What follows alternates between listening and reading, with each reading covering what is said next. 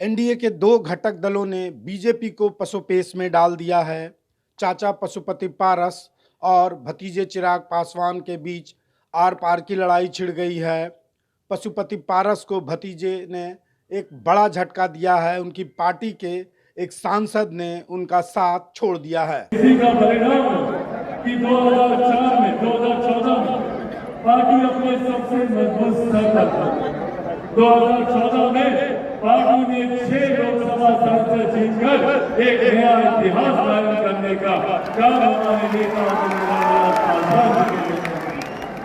2019 में और एक कदम आगे बढ़ने का हम लोगों ने कहा, जहां 6 लोकसभा के सांसद हम लोगों ने जीते, तो वहीं राज्यसभा की सीट हमारे नेता आदरणीय रामविलास पासवान जी के खाते में गई और साथ सांसदों के साथ एक नई मजबूती के साथ लोक जनशक्ति पार्टी रामविलास भारत की संसद में पहुंचने का हम लोगों ने काम किया।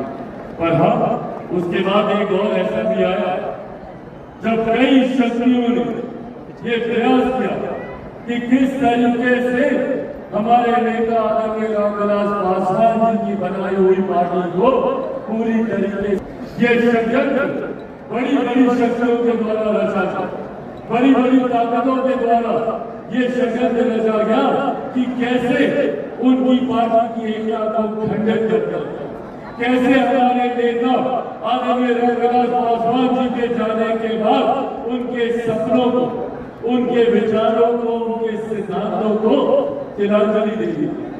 उसमें यकीनन उस वक्त कुछ शक्तियां कामयाब भी नहीं, क्योंकि कहीं ना कहीं गद्दारी भीतर से ही हमारे अपनों ने ही हमें धोखा देने का काम किया। अगर हमारे अपने हमें धोखा नहीं देते तो दुनिया की कोई ताकत नहीं थी तो हमारे नेता की बीजेपी को उम्मीद है कि चिराग पासवान और पशुपति पारस के बीच जो पारिवारिक विवाद है वो सुलझ जाएगा, सीट शेयरिंग आसान हो जाएगा। देखिए, बिगड़ी बात बने नहीं लाख करो किन कोई, रहीमन फाटे दूध को मथे न माखन हो। जब दल टूटता है तो दल जुड़ता है, जब दिल टूटता है तो दिल नहीं जुड़ता है। इसलिए आपने जो प्रश्न किया है ये प्रश्न असंभव है, संभव नहीं। भारतीय जनता पार्टी पूरी तरह से मजबूत है, स्ट्रॉन्ग है। किसी भी तरह की आने वाले चुनाव के लिए हमारे सामने कोई चुनौती नहीं है। नरेंद्र मोदी जी का व्यक्तित्व और नरेंद्र मोदी जी ने जो विकास के कार्य किए हैं वो पूरे देश में मील का पत्थर है।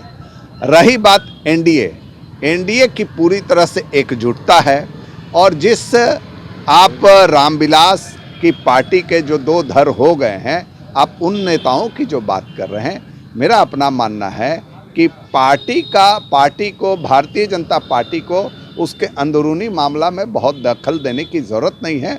वो उनका अपना मामला है।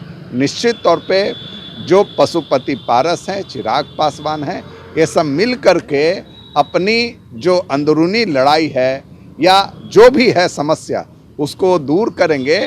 और रही बात एनडीए, वो एनडीए का अंग है और निश्चित तौर पर हम लोग मजबूती से आने वाले दिनों में चुनाव लड़ेंगे, नरेंद्र मोदी जी को फिर से प्रधानमंत्री बनाएंगे। बीजेपी चाहती है कि पशुपति पारस और चिराग पासवान पारिवारिक विवाद को खत्म कर लें, लेकिन दोनों नेता नदी के दो किनारों की तरह हो गए हैं और मिलने की संभावना ना के बराबर रह गई है। अब सवाल ये उठता है कि बीजेपी किसको कितना तवज्जो दे। अशोक के साथ रंजीत, ईटीवी भारत, पटना।